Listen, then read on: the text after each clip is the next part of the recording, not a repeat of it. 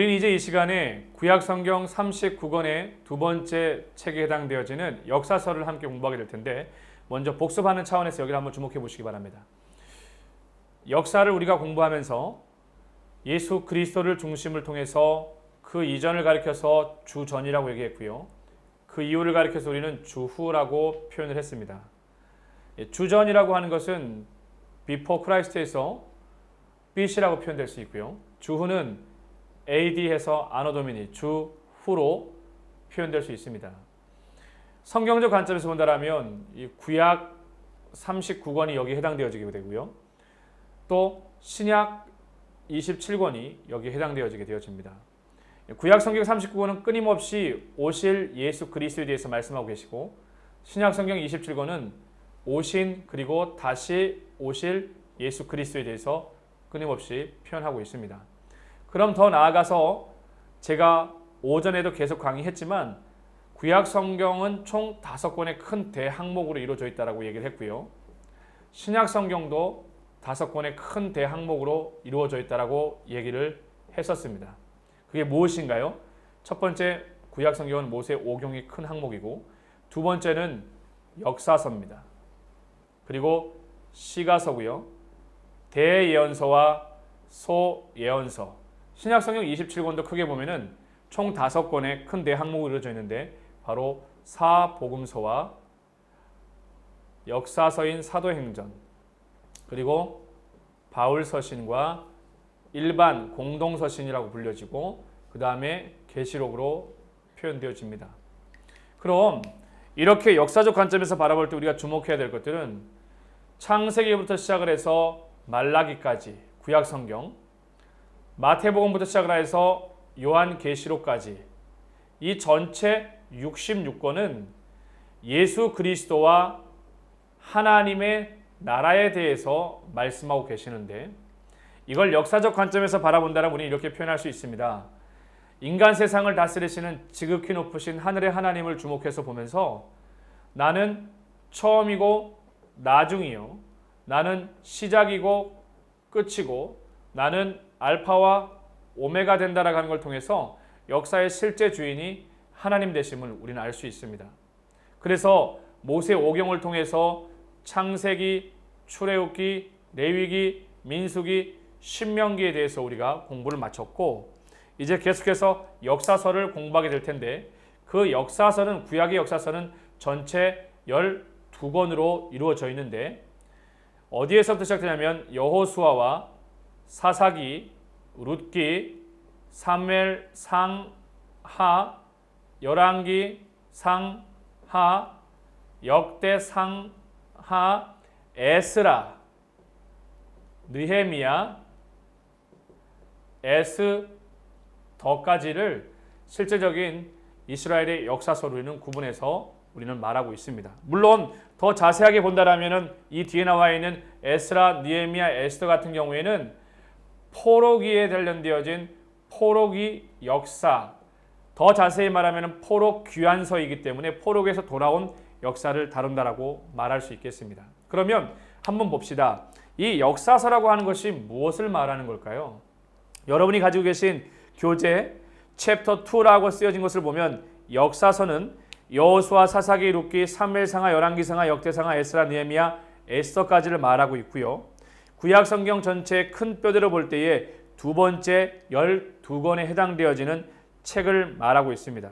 그래서 하나하나 의미를 본다면 여호수아는 어떤 책입니까? 하나님이 택한 이스라엘 백성을 향해 가나안을 향해서 인도하시는, 그리고 가나안을 향해 들어가는 것이 정복과 땅 분배를 나누는 것이 여호수아이고요. 사사기에는 범죄와 심판과 또 회개와 구원의 반복 속에서 지파별로 사사들이 통치를 다루는 것입니다. 룻기 같은 경우에는 이방인 룻의 신앙을 통하여 하나님의 차별 없으신 사랑을 우리로 하여금 깨닫게 하고요.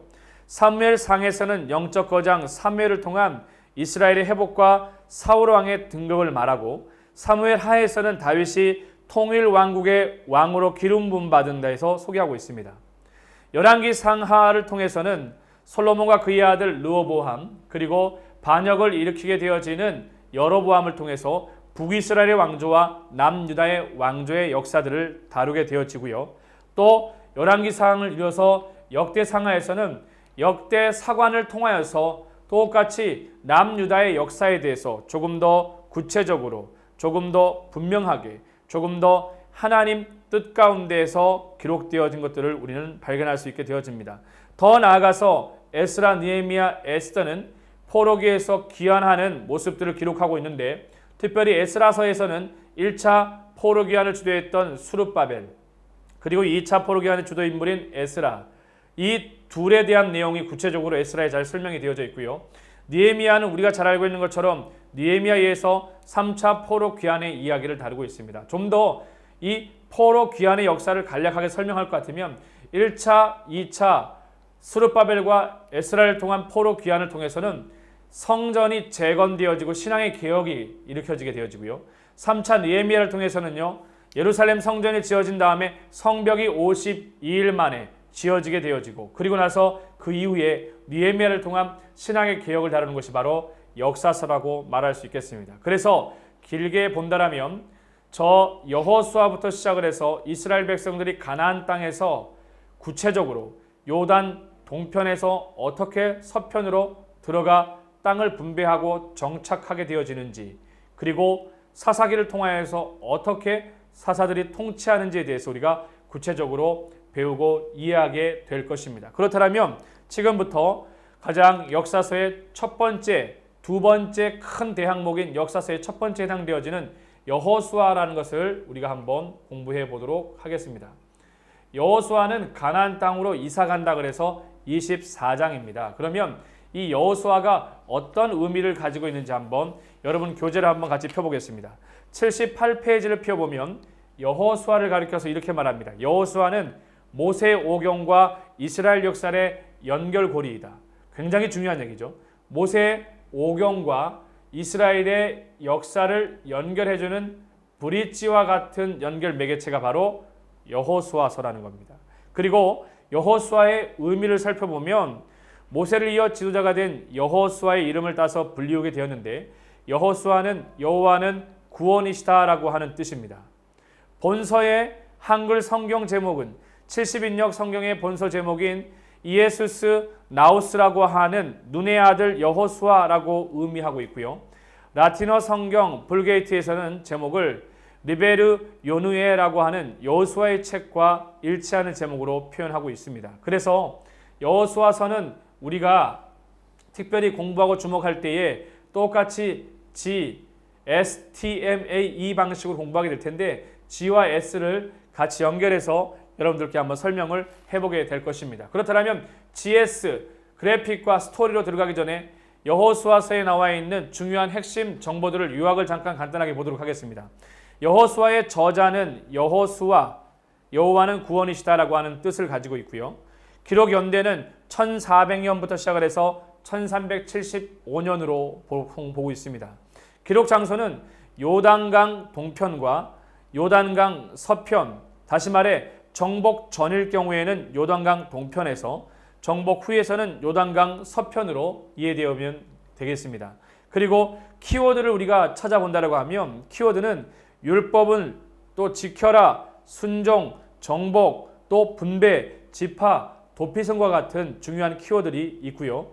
또 주제를 보면 가나안 정복과 땅 분배 가운데 끝까지 함께 하시는 하나님에 대한 내용들을 우리는 쉽게 찾아볼 수 있습니다. 주제 말씀을 한번 여호수아에서 찾아본다면 여호수아 11장 23절인데, 이와 같이 여호수아가 여호와께서 모세에게 말씀하신 대로 그 온 땅을 점령하여 이스라엘 지파의 구분에 따라 기업으로 주매 그 땅에 전쟁이 그쳤더라고 이야기하고 있습니다. 이러한 핵심 키워드와 주제와 주제 말씀을 여러분들 생각하시고 교재 74페이지에 보면 이제 GS를 제가 묶어서 한번 강의를 해보도록 하겠습니다.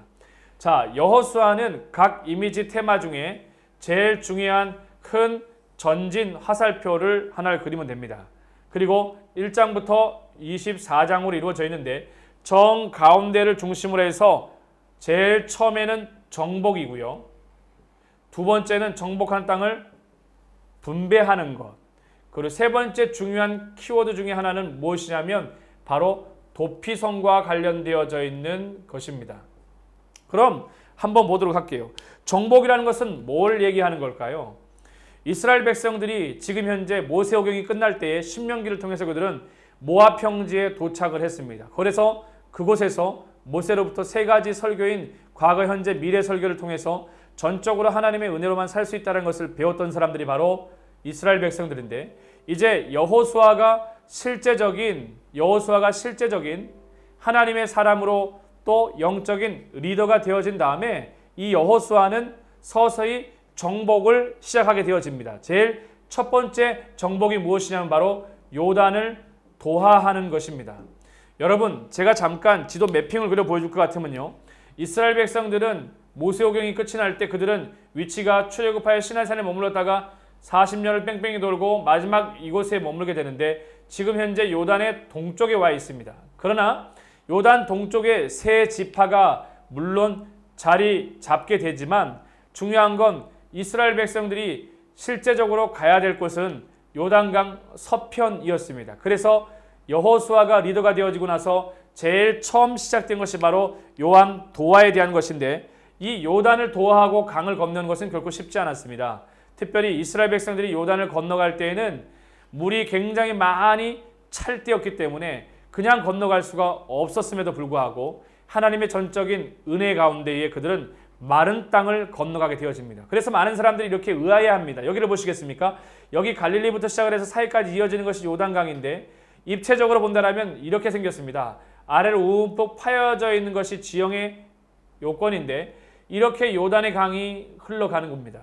근데 문제는, 실제로 놀라운 것은 요단강이 물이 위에서부터 끊어졌을 때 어떤 일이 있었냐면, 최근에 많은 지질학적인 또 과학적인 자료를 통해서 실제 이때에 지진이 요단강 근처인 여리고를 비롯해 많이 지진이 일어났기 때문에 지진을 통해서 어떻게 해요? 돌과 이런 것들이 무너져서 여기를 막아버려서 물을 흐를 수 없게 되었다. 그래서 위쪽에서부터 물이 흐르지 못하는, 그래서 댐이라고 하는 영어 단어가 여기에서 기원되었다라고 말을 합니다. 그래서 댐이라는 것은 막혀지다, 막다 이런 건데, 바로 이것 때문에 이스라엘 백성들이 마른 땅을 건너갈 수 있게 된 겁니다. 두 번째, 요단강을 도하한 다음에 이스라엘 백성들은 그것의 전적인 하나님의 은혜를 기억하면서 어디에서요? 길갈에서 12기념비를 세우게 되어집니다. 왜 세웠을까요? 나중에 이스라엘 백성들의 자손들이 물어볼 때에 뭐라고 대답하기 위해서요? 하나님이 행하신 것들을 기억하고 기념하고 말하기 위한 것이었습니다.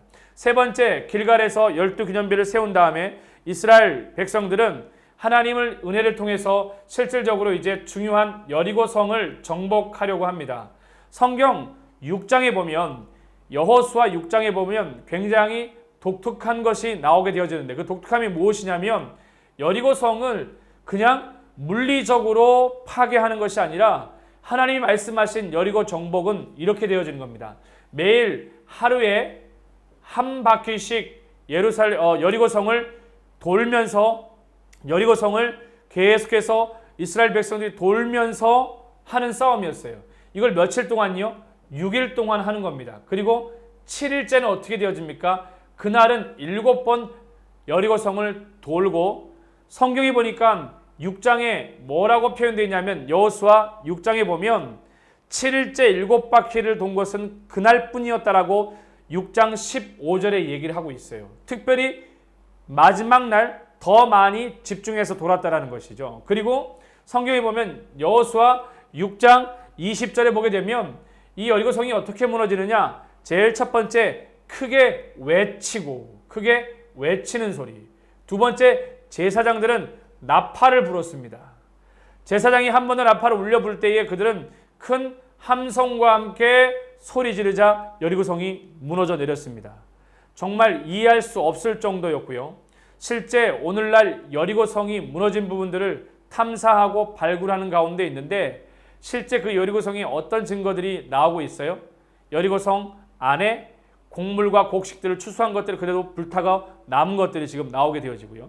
또 어떤 증거들이 나오게 되어지냐면, 여리고성은 이 높이가 뒤에 나와 있는 엑스트라가 나와 있지만 실질적으로 굉장히 높게 세워져 있고요. 굉장히 튼튼하게 세워져 있는 초롱성과 같은 여리고성이었습니다. 교과서 교재 76페이지를 보면 철옹성 같은 여리고성. 여리고성은 이중성벽으로 지어졌고 철옹성과 같이 견고했다. 성곽의 길은 무려 600m였고 면적은 2만 평방미터가 될 정도로 그 높은 곳에 사람들이 안전하게 살았는데 이스라엘 백성들의 6일째 하루에 한 바퀴씩 그리고 7일째 7바퀴를 돌고 함성과 나팔 소리 가운데 여리고성이 무너져 내렸다라고 성경은 표현하고 있습니다.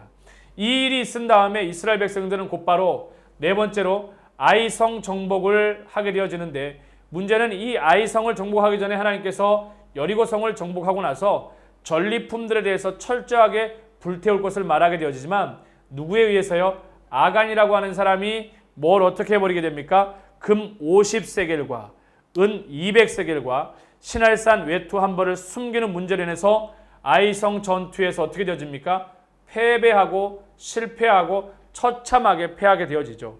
이 사건을 통해서 이스라엘 백성 가운데 하나님께서 뭘 가르치시냐면 공동체 전체 가운데 한 명이 얼마나 중요한지, 한 사람으로 인해서 얼마나 위기에 처할 수 있는지 그것들을 철저하게 가르치게끔 하시게 되어집니다. 결국 이 아간의 죽음 사건 이후에 이스라엘 백성들이 다시금 아이성을 정복하고 함락해서 성공하게 되어지지만 이 일들을 통해 여호수아는 참 중요한 사실 하나를 배웠습니다. 하나님 앞에서 하나님의 뜻을 따라 하나님 말씀을 따라 그렇게 살아가는 것이 얼마나 중요한 건지에 대해서 온 이스라엘 백성들이 배우게 된 겁니다. 이 일이 있은 다음에 이스라엘 백성들의 구체적이고 실제적인 정복 역사가 시작되어지는데 어디서부터 정복 역사가 시작되는 걸까요? 바로 남부, 중부, 북부 이 세 곳을 볼 때 처음 가장 먼저 정복 사건이 있었던 것은 지리적인 매핑을 통해 본다면 요단을 건너서 여리고성과 아이성을 차례대로 파괴한 다음에 여호수아는 가장 먼저 가운데 있는 중부 지역에 있는 점령을 다 하게 되죠. 그 다음에 남부 지역에 있는 것을 다 점령을 하고 나서 또 북부 지역도 점령을 하게 되어집니다. 이 일들을 통해서 여호수아는 끊임없는 정복 전쟁을 통해서 땅과 전리품과 그리고 계속해서 하나님 은혜 가운데 승리하는 은혜를 누리게 되어지게 되죠. 이게 바로 이스라엘 백성들이 요단을 건너가서 그리고 여호수아에 의해서 이 중부 지역과 남부 지역과 북부 지역을 어떻게 차례대로 정복했는지에 대한 부분들을 우리는 정복 역사를 통해서 잘 이해할 수 있고요. 또 더 나아가서 이렇게 정복되었다면 이 땅을 어떻게 하는 게 중요해요? 분배하는 것이 중요하게 되어지죠. 분배할 때 분배의 방식들은 각 지파별로 그리고 각 지파의 영역별 가운데 하나님 주신 땅들을 철저하게 구분해서 가르쳐 주셨습니다. 뒤에 나와 있는 정복에 대한 부분들은 교과서들을 참고하면서 여러분과 잠깐 이야기를 나누고 싶은데 교재 여러분이 가지고 있는 81페이지를 한번 보시기 바랍니다. 81페이지를 보게 되면 거기에 땅 분배 순서가 나오게 되는데 먼저 정복에 대한 부분들을 간단하게 짚고 넘어간다면 이렇게 짚고 넘어갈 수 있습니다. 제가 먼저 뭐라 그랬습니까? 정복을 할 때 어디부터요? 중부 지역부터 정복했다 그랬는데 중부 지역의 대표적인 것이 어디입니까? 길갈과 어디예요? 여리고성과 또 어디겠습니까? 아이성이 바로 중부 지역의 핵심이고요. 그 다음에 남부 지역을 차례대로 정복하게 되어지는데 이 남부 지역의 특징적인 것이 어디냐? 막게다, 림나, 그리고 또 뭐가 나옵니까? 라기스, 게셀, 라기스, 게셀, 또 어디가 나옵니까? 에글론, 헤브론, 마지막에는요 드빌까지를 다 쳐서 남부 지역을 점령하게 되어집니다. 그 이후에 중부와 남부 이후에 북부 지역도 점령하게 되어지는데 북부 지역의 대표적인 하솔왕 야빈을요 그리고 또 어디요? 마돈왕 요밥을요 그 다음에 또 어디요? 시므론왕 악삽을 점령함으로 인해서 중부, 남부, 북부 지역 전체를 완전히 정복하게 되어집니다. 그래서 결국 가나안 땅 전체를 이스라엘 백성들이 하나님이 주시기로 한 그 땅을 받게 되어진 것이죠. 이렇게 땅을 정복받고 나서 이스라엘 백성들은 땅을 분배받게 되어지는데 이 분배를 먼저 매핑과 함께 섞어서 본다면 지도 그린 연습들이 여러분들은 끊임없이 계속 되어져야 되는데요. 여기 보면 이렇게 볼 수 있습니다. 이스라엘 백성들이 모압 지역에 배치받고 있을 때 그들이 가나안 땅 요단강 동편입니다. 이쪽은 요단강 서편이죠. 지도를 좀 더 주목해 보신다면 여기는 갈릴리 호수, 여기는 요단강, 여기는 사해고요.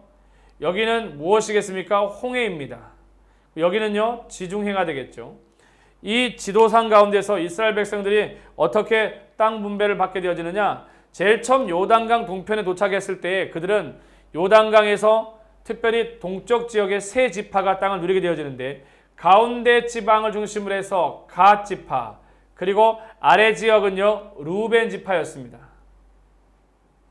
그리고 위쪽은 뭐요? 므낫세 지파의 절반 2분의 1이 이쪽에 머물게 되어지고요.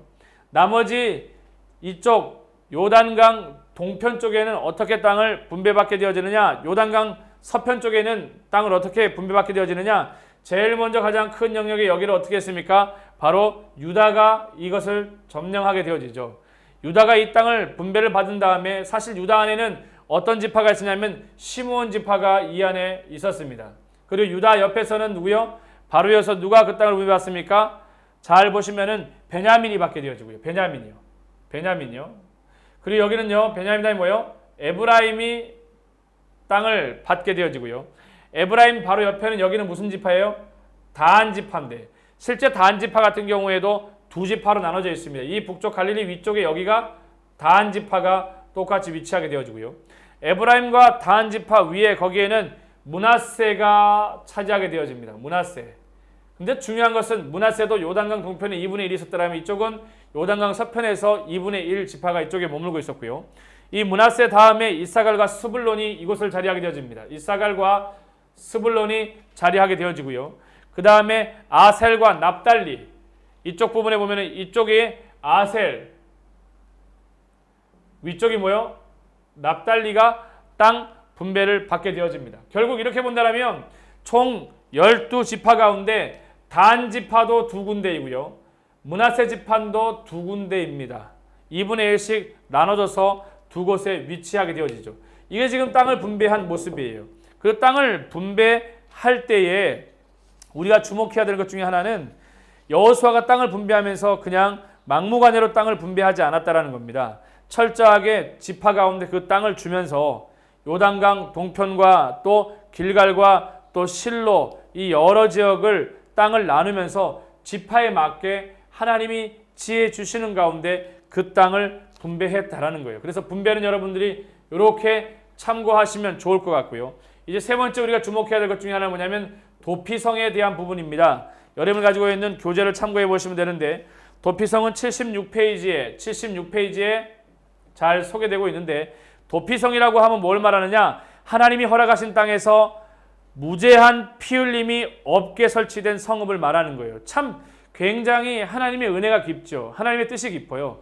그냥이 아니라 부지중이나 혹은 무제한 피를 흘릴 경우에 그 사람을 죽일 수 없어 보호하는 기능을 성읍을 말하는데 이 성읍은 요단강 동편에 3개가 있었고요. 요단강 서편에 3개, 그래서 도합 6개가 있게 되었습니다. 그렇다면 부지 중에 살인한 자의 경우 대제사장이 죽기 전까지는 성에 거할 수밖에 없었어요. 그러면 어디에 그 성이 있었을까요? 요단 동편에 3개가 있게 되었다고 그랬고요. 요단 서편에도 3개가 있습니다. 요단 동편에 3개. 요단강 서편에도 3개, 도합 6개가 있는데 그 요단 서편과 동편을 주목해서 보면 먼저 요단 동편을 보면 베셀과 라못과 골란이라고 하는 3군데에 위치되어져 있습니다. 어디에 요단 동편에 있다고요? 베셀과 두 번째는 어디요? 라못과 세 번째는요? 골란이라고 하는 세 번째는 골란이라고 하고 또 바산 골란이라고 하는 곳에 위치해 있었습니다. 요단강 동쪽, 서쪽, 서쪽에도 3군데가 있었는데 서편에는 게데스와 세 군데가 게데스와 또 두 번째는요 세겜 지역에 세겜에 마지막 세 번째는 어디예요? 헤브론에 위치되어져 있었습니다. 게데스, 세겜, 헤브론에 위치되어져 있는 그 요단 동편 쪽에 벳셀과 라못과 골란 바산이라고 하는 이 지역 가운데 6개가 설치가 되어지면서 부지 중에 살인한 자의 경우 대제사장이 죽기 전까지는 도피성에 머물러 있어야 했습니다. 그리고 부지 중에 살인한 자가 도피성 밖으로 나가면은 보호받지 못하도록 되어 있다는 거죠. 저는 이렇게 얘기합니다. 철저하게 하나님께서 어떠한 한 사람이라도 그냥 죽거나 그냥 죽을 수밖에 없도록 방치하시는 분이 아니라 철저하게 하나님이 허락하신 땅에서 무제한 피 흘림이 없도록 하기 위해 하나님이 계획하신 그러한 은혜라고 보시면 되겠습니다. 이제 GST 타임라인을 볼 것 같으면요. 서서히 타임라인이 늘어나고 있는 가운데 두려워하거나 염려할 필요는 없습니다. 타임라인은 아주 쉽게 심플하게 할 수 있는데 첫째는 뭐라 그랬습니까? 대표적인 어떤 대처적인 그런 부분들을 지금 얘기했었고요. 또 여기는 뭐예요? 구체적인 그런 부분들을 얘기했었습니다. 대략적이고 대표적인 것들을 찍을 때 우리는 모세오경을 통해 창세기, 출애굽기, 레위기, 민수기, 신명기를 통해서 어디를 찍었습니까? 2000년에 아브라함과 어떻게 해요? 1500년에 모세를 찍었었고요. 모세 사망을 대략 1400년 해서 이 사이를 대략적으로 찍었었고요. 그럼 성경에 나와 있는 여호수아서에 나와 있는 중요한 부분들을 한번 검토해 봅시다. 제일 첫 번째가 정복에 대한 영역이고 분배에 대한 영역이고 여기에 나와 있는 부분들이 도피성에 대한 부분이라면 제일 처음 첫 번째 스토리가 뭐예요? 요단강을 건너게 되어진 요단의 도하가 언제쯤인지를 기억하는 게 중요하겠죠. 바로 1405년이 되겠습니다. 요단강을 도하하는 것이 1405년이고요. 또 요단강을 건너서 땅을 분배하는 게 어디예요? 땅을 분배하는 것이 바로 1400년입니다. 어디라고요? 1400년이 요단 땅 분배가 나오게 되어지고요. 1400년 이후에는 어떻게 되어집니까? 1390년에 여호수아가 사망하는 사건이 발생하게 되어지죠. 이런 특징을 가지고 요단 그리고 요단강 여기 보면은 그 1405년을 통해서 요단강을 건넌 사건과 또 1400은 요단강 서편의 땅을 분배하는 거, 그 다음에 1390년을 통해서 실제 여호수아의 사망에 대한 이야기까지 이렇게 타임라인에서 우리가 정리할 수 있고요. GSTMA, 어널리즈 분해를 통해서 본다면 여호수아 1장부터 24장을 장제목을 우리가 공부하고 지켜볼 필요가 있습니다. 가지고 있는 교재 82페이지를 보면 잘 나와 있는데 1장에 보면 요단 도하, 여호수아의 소명이 나오게 되어지고요. 라합과 두 정탐꾼의 이야기가 참 유명한 이야기가 나오게 되어지죠. 어떤 이야기와 함께 이야기가 나오게 되어졌나요? 바로 여리고성 정복 미리 정탐하러 갔을 때에 우리가 잘 알고 있는 라합과 두 정탐꾼, 먼저 정탐하러 간 사람을 살려주는 사건으로 인해서 라합과 그 가족들이 구원받는 은혜가 있게 되어지게 되죠. 3장에서는 요단의 도하에 대해서 분명하게 얘기하게 되고요. 바로 4장에서는 어떻게 되어집니까? 길갈에서 12 기념비에 대해서 얘기를 하고 있습니다. 그 다음에 여리고성 점령과 아간의 범죄함으로 인해서 아이성 점령의 실패에 대한 부분이 이런 부분들이 바로 6장, 7장, 8장 가운데 소개되어 있고요. 9장은 기브온의 속임수입니다. 이렇게 여호수아가 척척 승리를 하게 되어지자 무엇보다 어디에서요? 기브온이 속여서 함께 조약을 맺자라고 속이게 되어지게 되어지죠. 그렇지만 그것이 계속해서 우리 가운데는 어떻게 본다라면 정탐을 하고 그 다음에 땅을 정복을 하고 땅을 그렇게 세워나가는 것이 결코 쉬운 문제는 아닌데 그럼에도 불구하고 여호수아는 끝까지 그 일들을 사명으로 감당하고 지켜나갔다라는 겁니다. 그래서 이 시간에 거의 이제 마무리 단계인데 8장을 보면 아이성의 점령과 9장에서는요 기브온의 속임수, 그리고 10장에서는 여호수아의 해와 달에 멈추는 사건, 10장에서는 여호수아의 북방왕 격파가, 12장에서는 여호수아의 서방 31왕을 정복하는 거. 아까 말씀드린 것처럼 가나안을 도하해서 요단을 도하해서 가나안으로 들어가가지고 남부와 중부 지역부터 시작을 해서 남부와 북부 지역을 차례로 격파하는 것이 나와 있습니다. 그 다음에 13장은 두 지파의 반의 기업을 나와 있죠. 여기 보면 땅 분배한 그 모습을 여기에 표현하고 있습니다. 므낫세 반 2분의 1과 갓과 루벤 지파에 대한 것을 얘기하고 있고요. 그 다음에 14장에서는요 갈렙의 기업, 15장에서는 유다의 기업, 16장에서는 에브라임의 기업, 17장에서는 므낫세의 기업, 18장에서는 베냐민의 기업, 19장에서는 6지파의 기업과 20장에서는 말씀드린 도피성에 대해서 얘기를 하고 있습니다. 어떻게 해요? 요단 동편의 3군데, 요단 서편의 3군데. 그래서 무고하게 사람이 죽는 일이 없도록 보호하신 은혜를 보게 되었고요. 21장에서는 레위의 기업과 22장에서는 요단 동쪽 지파의 귀환, 그리고 여호수아의 고별 설교가 23장, 24장에서는 여호수아의 죽음이 나와 있습니다. 특별히 22장에 주목해야 될 것은 요단 동쪽 지파의 귀환 이야기를 주목해 봐야 되는 것은 잘 보십시오. 먼저 우리가 도착했을 때 요단 동편의 신명기에서 머물지 않았습니까? 그때 이미 요단 동편을 므낫세 2분의 1과 갓 지파와 루벤 지파에게 나눠 주었습니다. 땅을 정복받았다라면 이 사람들은 그냥 이곳에서 그냥 그대로 머무느냐? 그게 아니라 아직 요단 서쪽을 정복해야 하기 때문에 같이 가서 싸우고 마지막 싸움에 승리를 가져온 다음에 땅 분배의 마무리 작업 가운데 다시금 고향에 돌아와서 정착했던 것을 우리는 잘 볼 수 있습니다. 이렇게 여호수아 GSTM 그다음에 뭡니까? TMA까지 마쳤고요. 또 주목해야 되는 것은 우리가 엑스트라 자료를 통해서 여호수아를 여러분들이 한번 잘 주목해 보십시오. 교과서 특별히 80페이지에 있는 여호수아 속의 가나안 정복 경로를 한번 꼭 보시고, 그리고 81페이지의 12지파의 땅 분배에 대한 부분들, 땅 분배 순서가 루벤과 시몬과 레위와 유다와 이사갈과 스불론과 갓과 아셀과 단과 납달리와 에브라임과 베냐민에 대해서 땅 분배한 것들을 잘 참고해 보시고 한다면 큰 도움이 될 겁니다. 특별히 77페이지에 볼 것 같으면 그래픽 탐구 가운데 여호수아 속 이스라엘의 단면도, 가나안의 진입 경로가 잘 나와 있는데 입체감 있게 표현이 되어져 있습니다.